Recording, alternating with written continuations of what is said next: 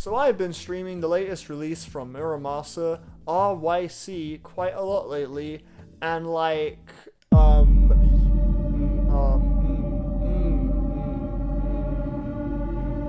Alex Crossan, Mura Masa, is a fascinating creative to me, truly. This record is proof of that.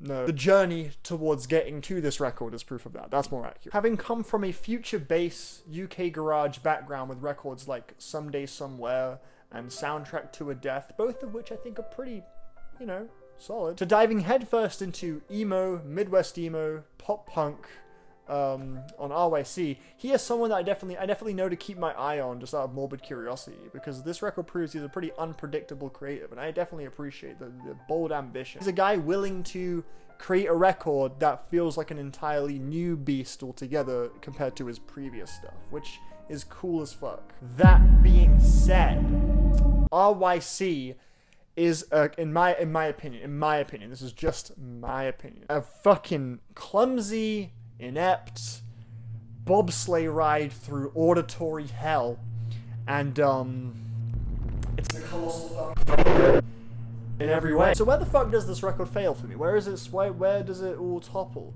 Great question. I'm really glad you asked that fucking question. Well, obviously this is just my subjective point of view, so I'm in no position to say he failed at what he was going for, you know. But from what I can tell, what I can gather that this record is trying to instill within the listener, it feels like an album that's kind of shooting for the feeling of both warm and bittersweet nostalgia. That feeling of looking back on the simple, blissful past with a hint of sadness that it's all over. That kind of like, you know, those emo vibes, you feel? The title of the record, R.Y.C, it stands for Raw Youth Collage, which is accurate. You know, each song is a unique look at, you know, what used to be, in a sense. Just like a scrapbooky collage of like old memories is kind of what the record feels like it's trying to be, basically. Specifically, some songs deal with a seemingly perfect relationship just kind of falling apart. For me, this album musically and just, you know, the approach to this record for me felt like someone awkwardly throwing everything at this album that could potentially make it feel sad or relatable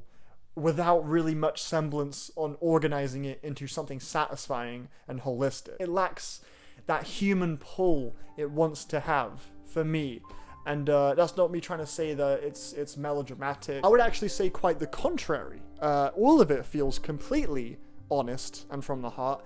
It's just simply the presentation. So the opening track is just Alex himself singing in this one singular obnoxious auto-tune tone of voice about all of the things he used to see, that tree we used to hang out, that book we used to read, that place we used to go. Like, isn't this just so like, oh, those things we used to do, it's all over, we're all grown up, I miss the glory days, bro. I just keep staring at this collage of all the good times.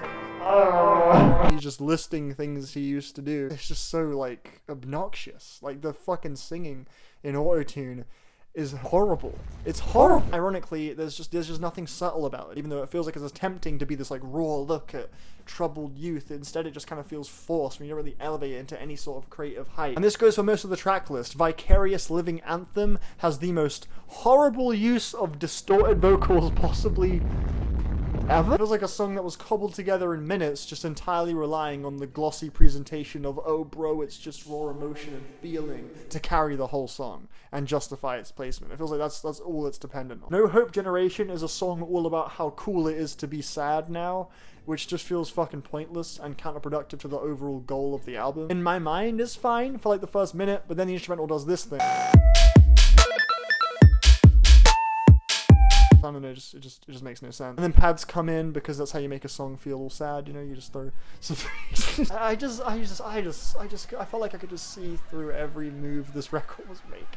And it was like, yo, like, this is not it. This track also randomly keeps switching its main drum track, and it's so distracting. He said in an interview somewhere that he wants this record to be a world that listeners can, you know, feel invited in and step into, and mate, I would love to join you here. I would love to be invited and step into this world you're building and all that shit. But bro, there is nothing immersing about these horribly mixed vocals, the massively inconsistent musical tones across the album. Only 2 songs worth a fuck on this thing are the Slowthai and Claro track. Slowthai's performance is full of charisma. Mura Masa seems to understand his strengths really well. They collaborate quite nicely, and it results in a pretty solid tune, very reminiscent of stuff by The Streets. And the single with Claro is one of the most expressive on the album. Thankfully, Claro actually knows how to write a song that invokes imagery and feels like a fully developed personal story, and her performances only further make the song feel like something she simply needed to share. I love that about her. Mura Masa's production on this one too is a bit more explosive than the other songs, and I think he times those more explosive moments quite well on this song, making for a very well-paced and well-organized track compared to a lot of the other cuts here. I could talk about some of those other ones at the end of the album and whatever, but I'm just fucking, I'm done. I'm gonna just put some text on screen. I don't want to talk about this shit no more, bro. I think you get the idea. I'll just say that the closing track is this really nimble Midwest emo guitar instrumental that sounds 100% exactly how you're imagining it based on that description just now. Respect for making something that he just wanted to make that fully goes against his previous releases. That's bold. That's very bold when you have an established audience and style and then you just fucking pulverize it, make something you want to do, and that's great. But wow, I hated it. It's a 3. Going 3 out of 10. Yeah, I like Alex. He seems like an awesome dude as well. He seems like such a fucking cool guy. I've seen him live as well. I saw him at Reading Festival. He had a great stage presence. He seems like a real humble, lovable guy. But man, I just this one was a struggle. I don't recommend it. I don't recommend it. But let me know what you think. Let me know if you like the record, what you like about it. Please tell me. It's all good if you know. This is just how I felt. You know, not trying to say the album is, you know, it's a terrible abomination. It is to me, to my ears, but, you know, I could see someone else enjoying it, of course. That's a beautiful thing. Let me know why it's a 10 out of 10 in the comments, please. And I will see you in the next review. Bye!